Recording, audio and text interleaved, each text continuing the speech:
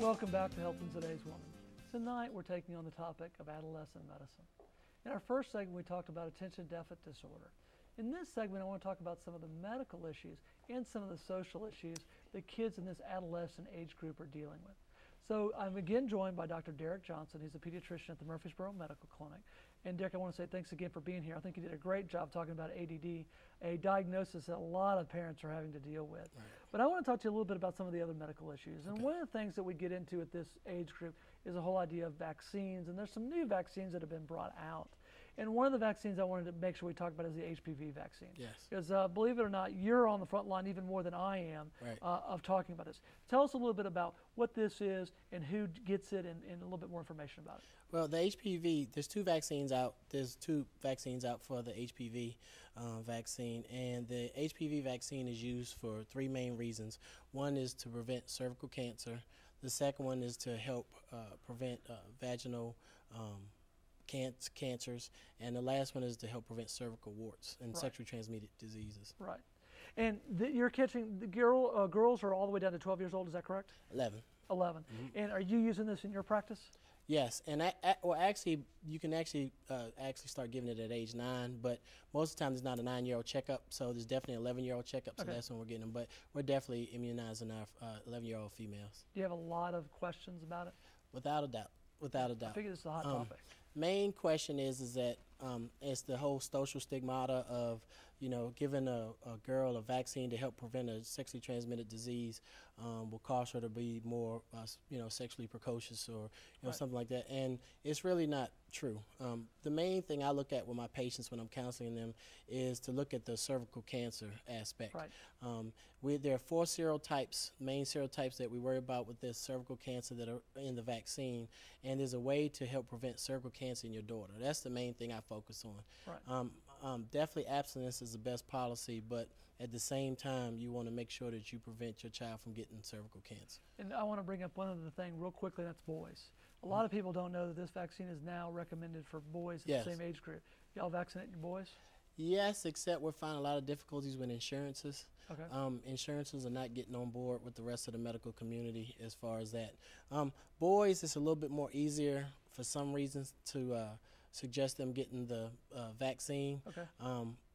Just in my practice, it's just me and kind of my style. I'll just bring them in a picture of what a wart looks like when it's on your penis, and a lot of times the boys are happy to get that vaccine. Let me go ahead and move on. I want to talk a little bit about this is a time in kids' lives where there are a lot of things changing. We're seeing a lot of social changes, not only medical changes, hormonal changes, but there's just a lot of things that are transitioning. They're going from a child to an adult. And I think it's a hard time for both parents as well as for kids. One of the things that I really want to look at here is one of the big changes that occurs is, especially in boys, and that's athletics. This is a time where a lot of kids can make the rest of their lives, or they perceive that. And we talked a little about this one day this week about weightlifting and some of the other issues. How do you address this with your boys? The main thing I look at with, and it's not just boys, it's girls, and, as far as athletics, but the main thing I address with them is making sure that they're not taking any substances that would be bad for them, i.e. Anabolic steroids. Okay. We also talk about, but my thing is making sure when they are weightlifting or training that they do have proper supervision. Right, that's a good point.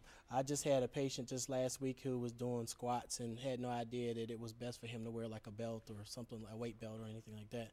But that's the main thing we look at is just making sure that they're safe when they're trying to build up their bodies for athletics. But the main problem I find in the athletics, though, is just overuse injuries. Really? Mm-hmm. And there's a lot more pressure. I mean, even when I grew up in Texas where, let's face it, king is football. Football is the king. I mean, my gosh, they got football stadiums that are nicer than most college stadiums. Right. But it's interesting to hear you say that because here we really got a lot of pressure on kids at young ages, and they perceive that this could be my career. Right. Are we still seeing anabolic steroids as much? I'm surprised to hear you say that. Yeah, actually, the last study I saw is about 3% of high school males are still taking anabolic steroids, and about 1% of high school females are taking Really? Mm-hmm. I was surprised by that, too. I'm surprised by the number of women that are taking, or girls that are taking right. Yeah, that's across the country, but... Interesting. Are you seeing it in your practice? No, not really. The only thing we're seeing in my practice mostly is parents are worrying about the boys taking protein shakes, which I don't have a problem with as long as it's not too much protein. But Mark McGuire, the baseball player, he was Right. taking a lot of creatinine. And Yeah, I wanted to mention that because you mentioned that when we were talking earlier this week. Right. What is that? Tell me a little bit about it. Creatinine is actually a substance that was taken by Mark McGuire and a couple other baseball players during that whole home run trend, and it's supposed to help you build up your muscles like steroids and those things. And it really can do damage to your kidneys if you take too much of it. So it's really not healthy to take it at all. So I discourage all my patients from taking it. Now, one other thing I want to look at is and this is both boys and girls. There's a lot more pressure. We talked about earlier about kids in not only football but also school. I mean, there's a lot more pressure to get into the top schools and to be making sure you're making the grade, and the homework's getting harder, and we've got 50 things to do when we get home. Do you find these kids are getting onto stimulants? Because we hear about a lot in the media, these kids getting on stimulants to try and make it through the day. Yeah, you see them getting on stimulants. Mostly you see that with the college students. I still have college students in my practice, and you see that a lot. But they're stressed out. There's a lot more stress, and there's a lot more anxiety because of what you were talking about. Right. And along with that is different behaviors. Instead of taking stimulants to stay awake, they're actually looking at different things, getting into different things they may not need to, just because of the whole anxiety and pressure that they're under. And you're not seeing that much in the high school kids. You told me the other day it was mostly in the tweens. Right. The 10, 11, 12, I guess 10, 11, 12-year-olds, I guess is that what you call tweens? Well, actually, it's more so in the area where the transition from like high school to college. That's when you see it mostly.